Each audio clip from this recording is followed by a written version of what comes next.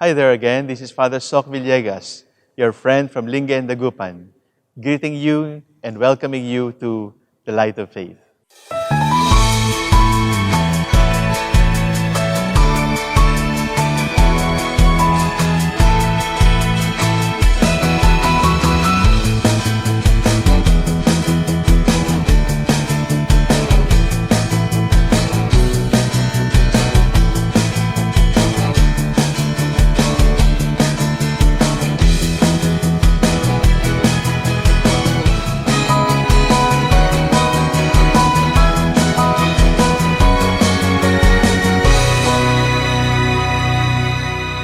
We received a question about cremation. Is cremation allowed for Catholics? Is cremation sinful? First, let us go down to the basics. The ordinary way of disposing of dead bodies is by burial.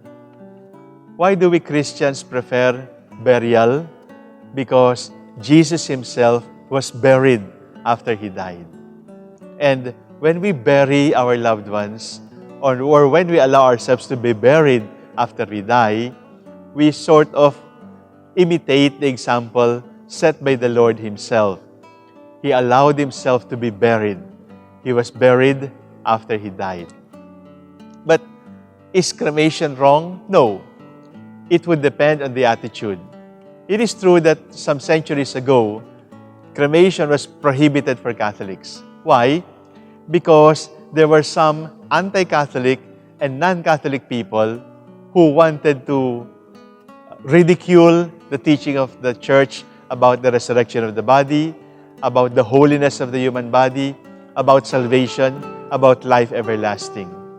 So in order to rebuke the Church, in order to ridicule the Church, they cremated the remains of their loved ones and with a sort of smirk say, "Come on, do you still believe in the resurrection of the dead?" That is why cremation was prohibited for Catholics. But cremation, as we do it now, does not have those obstacles, does not have those problematic areas. Some people cremate because there is a plague and it would be impossible to bury all the dead. For example, some people cremate for hygienic reasons.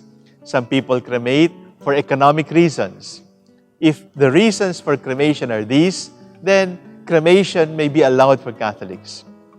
Cremation is not allowed if it denies the resurrection of the dead, if it denies life everlasting, if it is a rebuke on the teachings of the Lord about the eternity of the soul.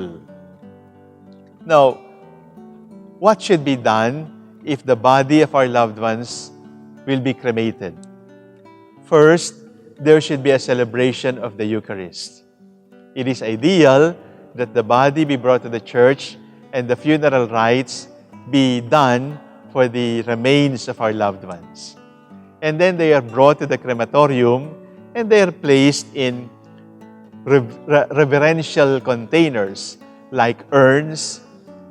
The remains are placed there with much reverence, with much respect, with much love. After they are placed in the urn, after the cremation, they may be brought to the church again for the final blessing, but it is wrong for Catholics to spread ashes in the sea, or to spread ashes in the garden, or to keep the ashes at home, because ashes are remains of Christians and they must still be interred in a cemetery, in a memorial park, in an ossuary, in a columbary. They must be interred properly and the place of rest must be blessed also by our priest. Cremation is allowed, but the important thing to remember is the dignity of the human body. My dear brothers and sisters in Christ, what our eyes see will all disappear. Sad to say, mamamatay tayong lahat. At kapag namatay tayong lahat, hindi naman mamamatay ang ating kaluluwa. When we die, our bodies die, but our souls live forever. I repeat, my dear brothers and sisters, it is not right to spread ashes in the sea, to keep ashes in the garden, or to keep ashes at home. They must be placed in the cemetery, in blessed containers, and they must be deposited in memorial parks or ossuaries or columbaries with much respect, because at the resurrection of the body, at the last judgment, these remains will rise up again and enjoy eternal bliss.